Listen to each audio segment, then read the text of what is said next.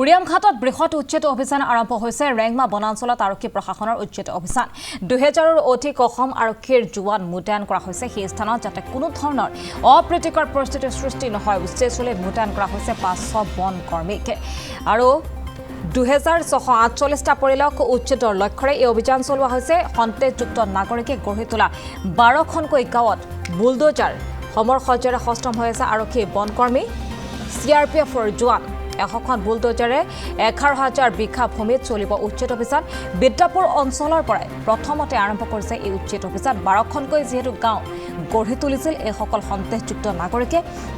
এখনকৈ গাঁও উচ্ছেদ চলোৱা হ'ব প্ৰথমতে স্পৰ্শকাতৰ হিচাপে কেইবাখনো গাঁও যেটো চিহ্নিত কৰা হৈছিল সেই গাঁওসমূহত উচ্ছেদ অভিযান চলোৱা হৈছে পুৱাৰে পৰা আমি পোনপটে সম্প্ৰচাৰ জৰিয়তে আপোনালোকক সেই দৃশ্যসমূহ দেখুৱাই গৈছো আমি পুনৰবাৰ আমি সেই স্থানলৈ আপোনালোকক লৈ যাব বিচাৰিছো আমাকে এই মুহূৰ্তত সবিশেষখিনি জনাব কিদৰে আসলে উচ্ছেদ অভিযান চলি আছে ত্ৰিদীপ পুনে আপোনাৰ ওচৰলৈ গৈছো যেহেতু উজনি অসমৰ সৰ্ববৃহৎ উচ্ছেদ অভিযান আজিৰ পৰা আৰম্ভ হৈছে 2000 পৰিয়ালক উচ্ছেদ কৰাৰ লক্ষ্যৰে এনেদৰে এতিয়া দেখিবলৈ পোৱা গৈছে আৰক্ষী বনকৰ্মী CRPF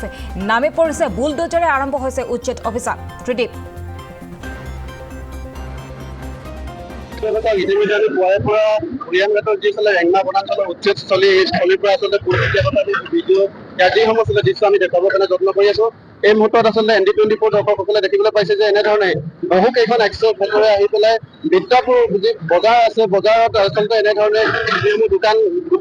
আছে বা যিসমূহ ইয়াত প্ৰতিষ্ঠান বৃহৎ প্ৰতিষ্ঠান গঢ় লৈ উঠিছিলে সেই প্ৰতিষ্ঠানসমূহ ভাঙি পেলোৱা দেখা পোৱা গৈছে আমি সমগ্ৰ দৃশ্যসমূহ দেখাইছো বহু কেইখন আচলতে এক্সকেভেটৰ ইয়াত লগোৱা হৈছে গোলাঘাট জিলাৰ যিজন উপায়ুক্ত মহোদয় নিজেও আহি গোটেই পৰিৱেশটো তদাৰক কৰি থকা আমি দেখিবলৈ পোৱা গৈছে আৰু এক প্ৰকাৰে ক'ব গ'লে যে ৰেংমা বনাঞ্চলত যি আচলতে বৃহৎ আচলতে এই যিসকল বেদখলকাৰীয়ে যি ধৰণে দখল কৰি ৰাখিছিলে এইটো আচলতে আজিৰ দিনটো এক ঐতিহাসিক দিন হিচাপে স্বীকৃতি হৈছে আমি সমগ্ৰ দৃশ্য দেখুৱাই আছো আমি আগলৈ যাম যদি সম্ভৱ হয় এনেধৰণে দেখিবলৈ পাইছে যে ND24 দৰ্শকসকলে দেখিবলৈ পাইছে বহু সংখ্যক ঘৰ বহু সংখ্যক দোকান এনেদৰে ভাঙি দিয়া হৈছে এই নগাঁও চামগুৰি ঢিং বা মৰিয়াবাৰী বা লাহৰীঘাট ঠাইসমূহৰ পৰা যেনেধৰণে এই বেদখলকাৰীসকলে আহি পেলাই এই ঠাইসমূহ আচলতে অধিগ্ৰহণ কৰিছিল তাৰ পৰৱৰ্তী সময়ত দল সংগঠন তথা স্থানীয় ৰাইজৰ দাবী সাপেক্ষে মুখ্যমন্ত্ৰী ডক্টৰ হিমন্ত বিশ্ব শৰ্মা নেতৃত্বাধীন বিজেপি চৰকাৰখনে যি পদক্ষেপ লৈছে এই পদক্ষেপক ইতিমধ্যে সকলোৱে আদৰণি জনাইছে আৰু আজিৰ দিনটো এক প্ৰকাৰ ঐতিহাসিক দিন হিচাপে স্বীকৃতি হৈছে প্ৰতিটো অনুষ্ঠানত এনেধৰণে বুলডোজাৰ চলাই প্ৰতিটো আচলতে দোকান পোহাৰ ভাঙি দিয়া হৈছে আমি সমগ্ৰ দৃশ্যসমূহ দেখুৱাইছো ইয়াত বিদ্যুৎ বিচ্ছিন্ন কৰি দিয়া হৈছে বিদ্যুৎ সংযোগ বিচ্ছিন্ন কৰি দিয়া হৈছে তাৰ লগে লগে এনেধৰণে আচলতে আমি দৃশ্যসমূহ ND24 দৰ্শকসকলক দেখুৱাবৰ কাৰণে যত্ন কৰি আছো বহু হাজাৰ আৰক্ষী স্থানত মোতায়েন কৰা হৈছে বহু বন কৰ্মী মোতায়েন কৰা হৈছে আৰু এনেধৰণেই আজিৰ দিনটো এক ঐতিহাসিক দিন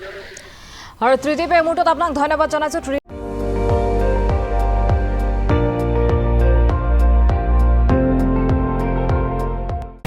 আপুনি চাই আছে ND24 সৰ্বশ্ৰেষ্ঠ নহয় সৰ্বোত্তমৰ দৌৰ